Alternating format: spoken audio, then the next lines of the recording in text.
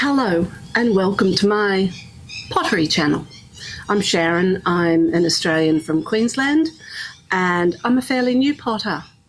I've been potting again for about 3 months and I did have a pottery wheel and a kiln about 30 years ago plus, and did a little bit but gave up after about 12 months and I'm back into it.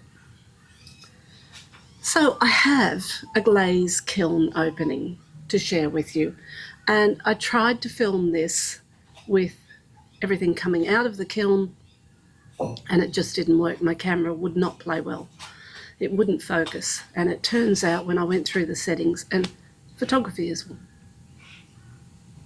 of my dogs. Photography is one of my hobbies, so I should know better. I have a very good camera and I should have checked the settings and I didn't. So the focus was out, it was on the wrong setting. So I'm going to show you what I fired. I have a skutt 8183 and this is my most recent firing. I think it's my third glaze firing. So first is this beauty. This one is winter wood all over the outside, Amico deep fire brick red, 3 coats of the winter wood by Mako, 3 coats of the Amico deep fire brick red and light flux just about ½ an inch around the rim. And my husband came round to watch me get them out of the kiln and said, "That's mine, I want that."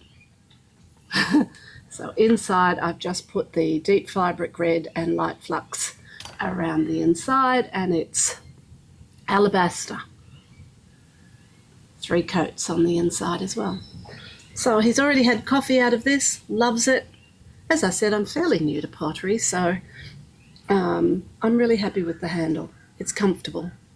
So I'm really happy with that one. The second one was a disaster. I love the glaze, and I do have some pinholes in most of mine, and I'll explain that a little later. This one is, inside is blue opal,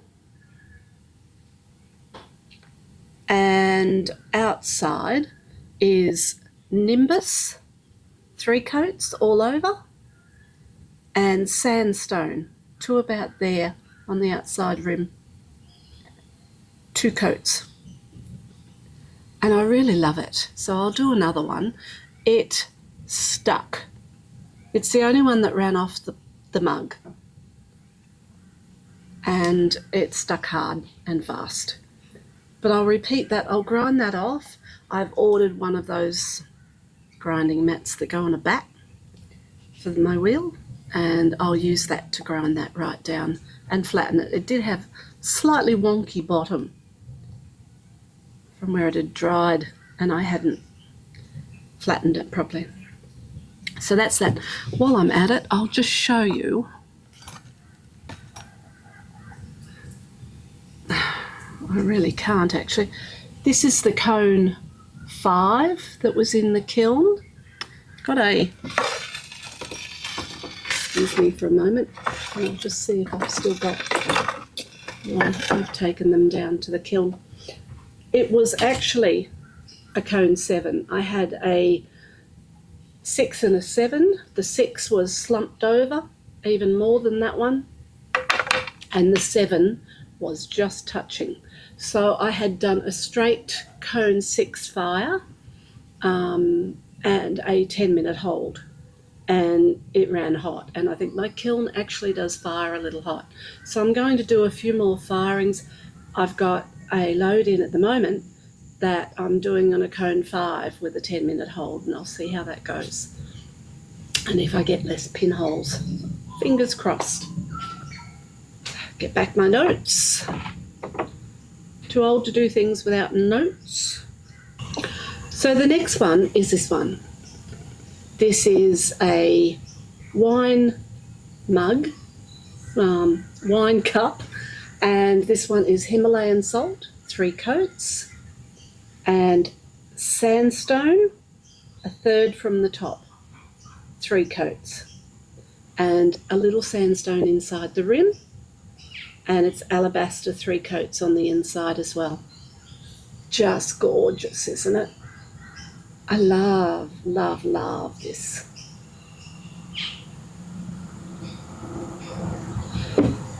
The next one is another wine cup, I guess. Don't know, I think they'd make lovely little cups to hold a hot chocolate or something in, or a hot coffee in winter. So this one is river birch, 3 coats, all over the outside. Cordovan on the top half, and light flux just under the top, about a centimetre under the top. And it's done its beautiful job. And inside, I just put a little cordovan around the rim. It's abalone, 3 coats inside. But the cordovan on the inside is just a browny green. I don't mind it. It's an olive colour. But I would have preferred it if it had have got a little of the blues and pinks in it too. But maybe next time I'll put a little light flux on the inside as well, so it runs down. But yeah, I just love them. Just love them. I've stopped putting my maker's mark on the side of things because they get filled in. I've now started to put it on the bottom, but I quite like it on these ones. So, next one is across over the page.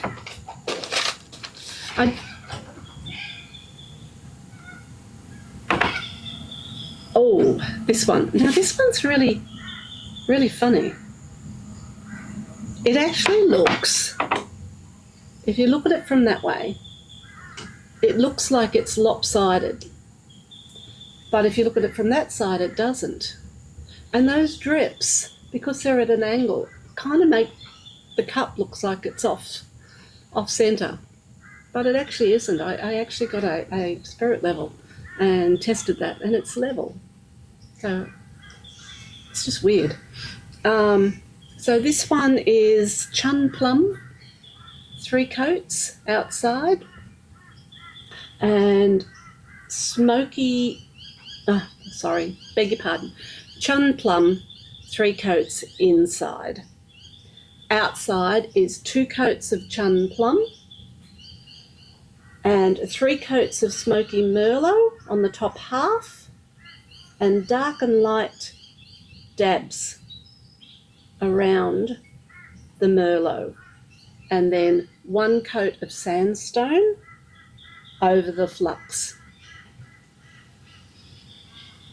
I love this little mug, but it just looks weird the way the glazes have run. Next one is, this was at the end of a glazing day. I did this one, and it kind of got out of control. So this one is inside 3 coats of smoky merlot,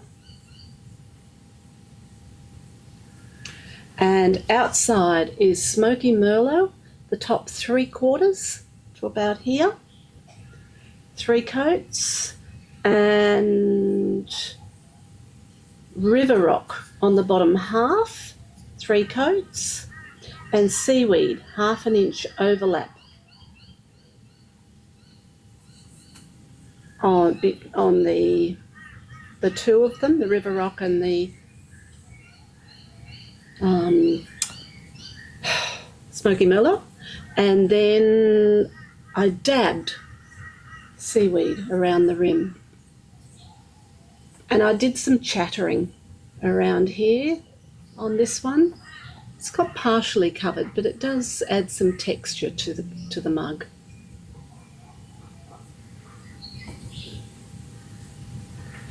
The next one is a pumpkin. This thing weighs a tonne. And it weighs a tonne because I threw it as a closed form. And as I said, I've only been potting again for about 3 months. But I do like a challenge. So I started to throw closed forms, and I wanted to make a pumpkin. And it turned out pretty well. However, it's got a super heavy base. And when I wired it off the wheel and let it dry, and then when I turned it over to tidy up the base, it was super thin on the very middle of the base. So I just cut it out and turned it into a luminary. It's got a few cracks, but that's okay. I won't put a actual candle in it. I might put some little fairy lights in it, battery lights. Inside I have done 3 coats of rose quartz. And on the outside is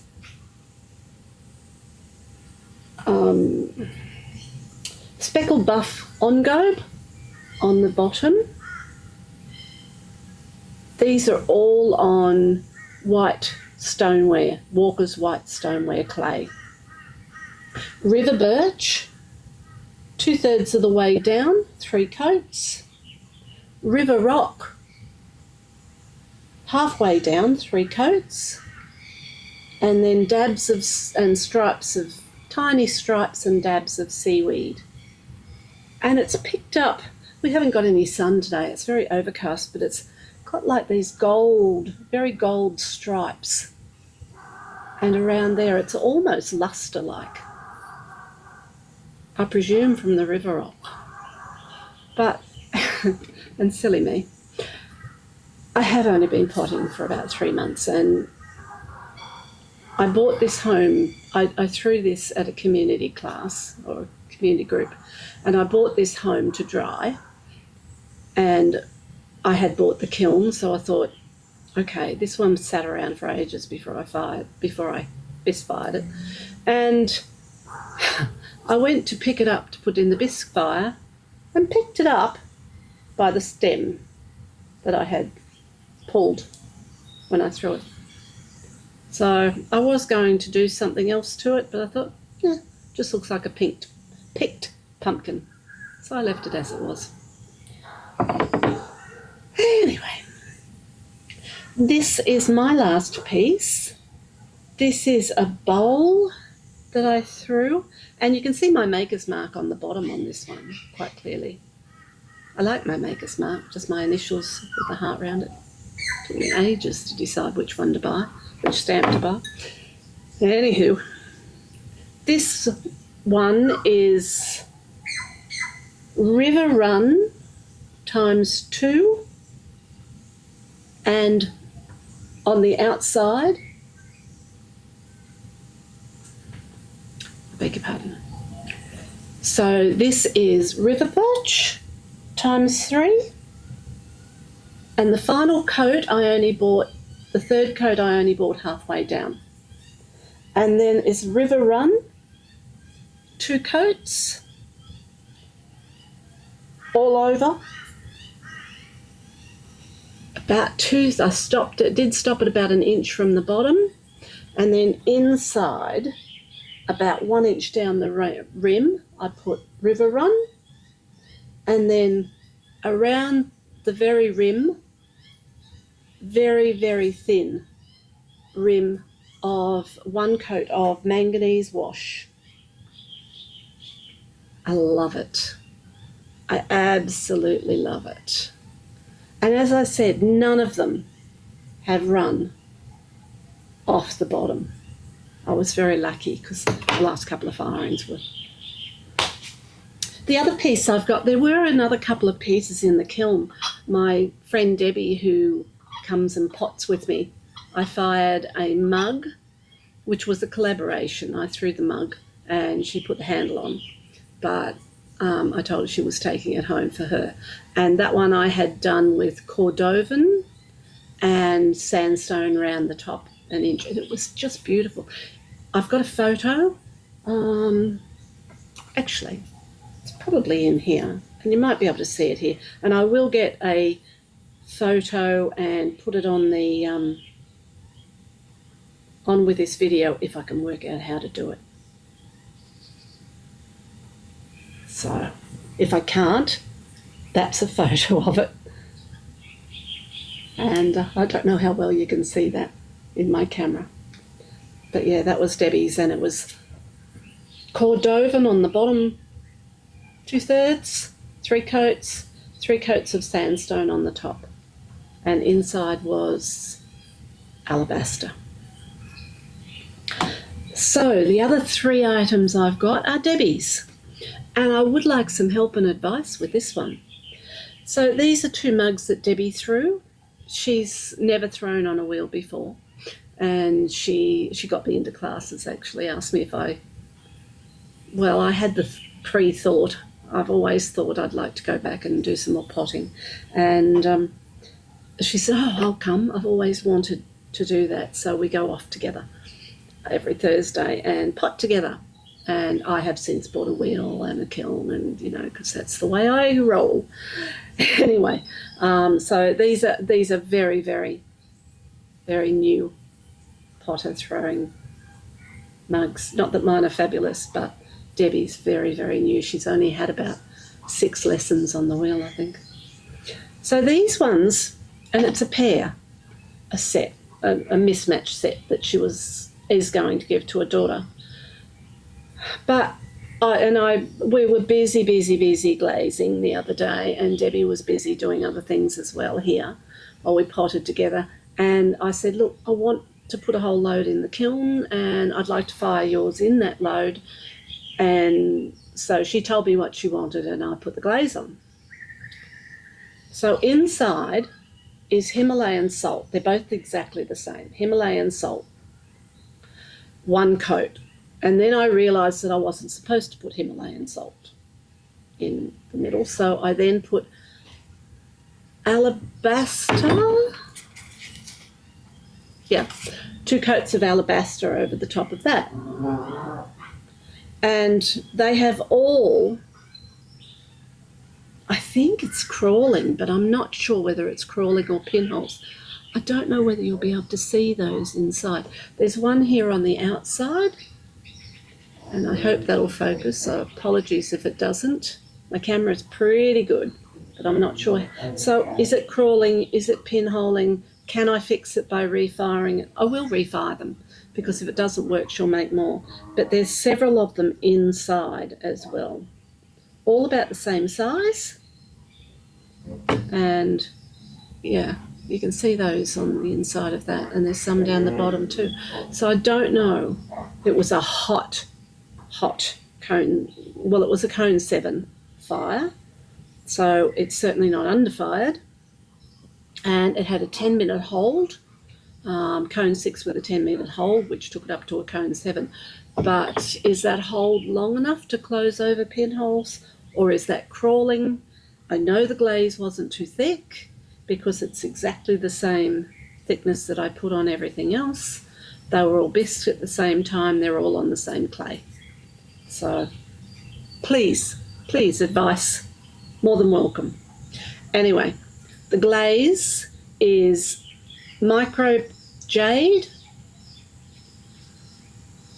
The bottom, I'm just looking at my notes. The micro jade on the bottom, 3 coats. Actually, no, it would have been micro jade all over, 3 coats. And then seaweed, 3/4 of an inch from the top, 2 times. And I put the seaweed just a little bit into the centre as well. And they're both exactly the same. But that is my issue, this pinholing or crawling. And I would love some advice from you more experienced potters on whether I can fix it or not, or how to prevent it in the future. Whether it was the combination of Himalayan salt and alabaster, whether it couldn't have been the green glazes, because they're not on the inside, and it's very much on the inside of both of them as well. So, and very little on the outside. So, and the glaze on the inside was far thinner than the glazing on the outside, because the glazing on the outside is 5 coats of glaze and inside is only 3 coats of glaze. So it's certainly not the thickness of the glaze. But it seems to have pulled away in places, not down to the clay, but it's certainly pulled away. So I have no idea why. They were very dry. I bisfired them. I bisfired them with all of my other pots, so exactly the same bisfire, exactly the same clay. The clay is a little heavier. Debbie throws heavier than I do. However, that one weighs about the same as a house brick, and it didn't do it. And it's got seaweed on it as well, so please help. Anyway, that's those two.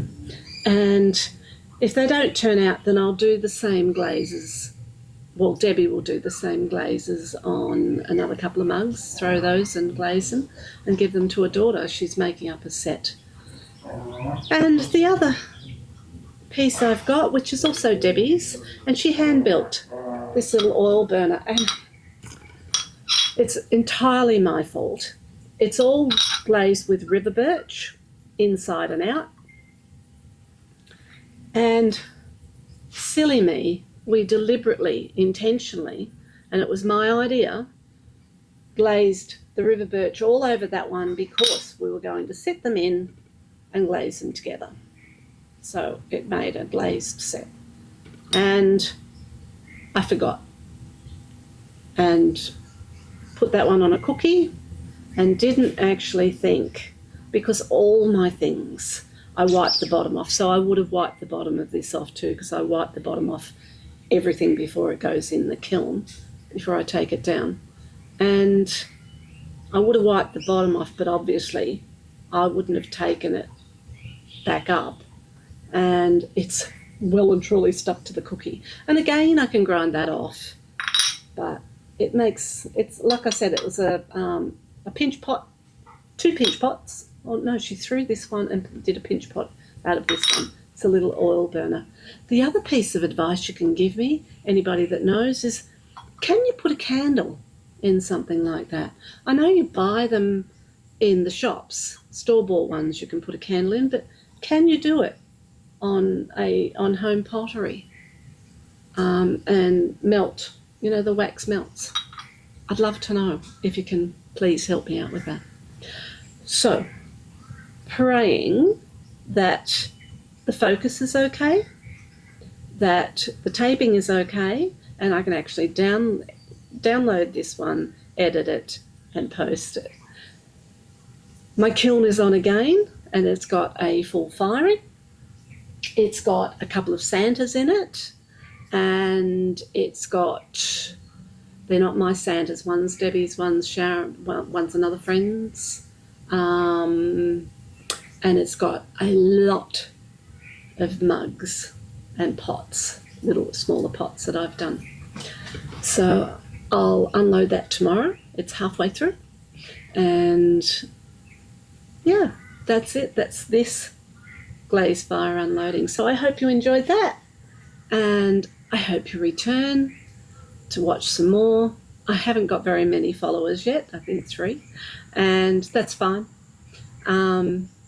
But if you could subscribe and like, I'd really appreciate it, and return and watch some more. I hope you like those. I certainly do. The only issue I have with this kiln load, I can't pick a favourite. I just, maybe this one. It's elegant. I don't know. So, bye for now. Thank you for coming along.